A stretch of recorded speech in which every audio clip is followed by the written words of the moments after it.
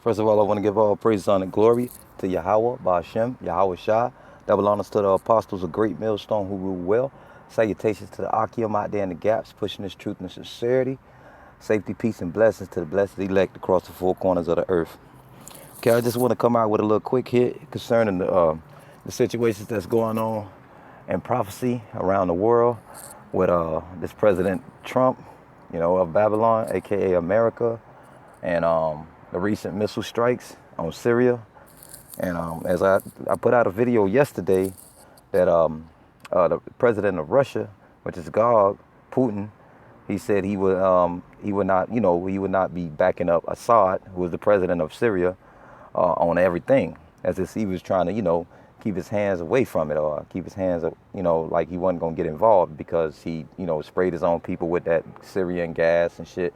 So he was like backing up, like, oh, I don't agree with him on everything he doing, da da da. But according to recent events, let's bring this up. This is in NBC News, right? And it says, as a topic, this is April 7th, which is today, 2017, 8:16 this morning. Now, if you've been paying attention to the news, President Trump had fired upon them, right? Fired upon the Syrian air base. And it reads right here, Russia calls U.S. strike on Syria act of aggression. Suspends the deconfliction deal.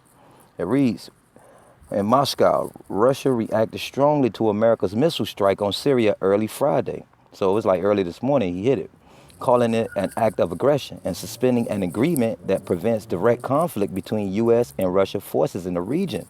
So it suspended that little treaty deal they had. They had a deal like, basically, you stay on your side, I'm going to stay on my side. We not going to conflict. We not going to bump heads.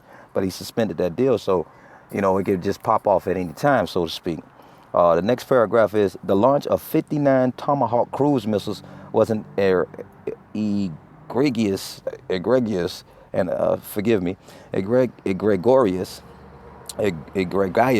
obvious violation of international law that cannot be justified, as foreign minister said in the statement. It called for an emergency UN Security Council meeting to discuss the response. President Vladimir Putin also believes the response will further harm relations between Washington and Moscow, his spokesman Dmitry Peskov told local news agencies. Now, you could go ahead and read the whole article, but you see it's basically stirring the pot up, and prophecies are coming to pass. Russia really is trying to get into any conflict with the U.S., but they won't be able to avoid any conflict.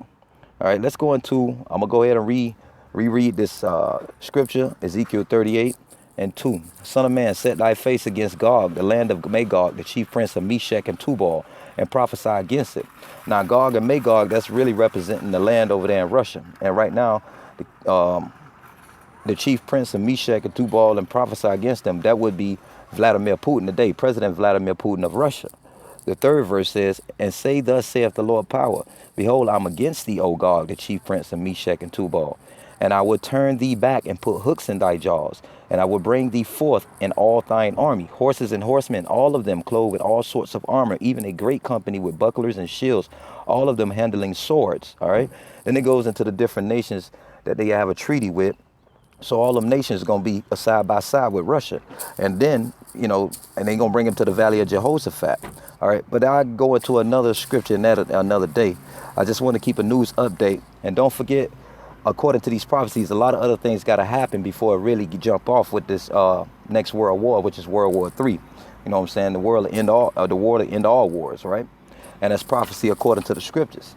I have one more scripture that I want to bring out concerning the prophecies that are to happen before this world war jump off. I got, let's go.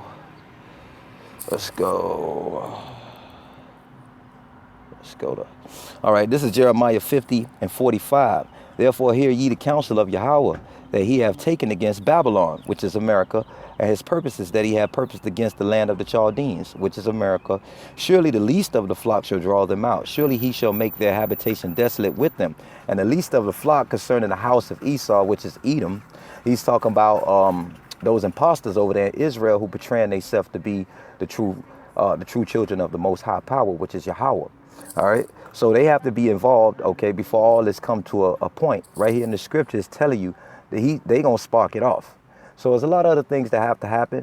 Not to say to take this lightly. We're going to continue to keep watching as far as concerning the prophecies. The microchip, which is the mark of the beast, going back to Revelation 13 chapter, all that has to transpire first before they gather in the valley of Jehoshaphat. All right. So I hope this was edifying. I want to say all praise, honor, glory be to Yahweh, Ba'ashem, Yahweh Shah. Double honors to the apostles, a great millstone who rule well. Salutations to the Akim out there in the gaps and the hedges, pushing this truth and sincerity. Safety, peace, and blessings to the elect across the four corners of the earth. Stay watching. Shalom.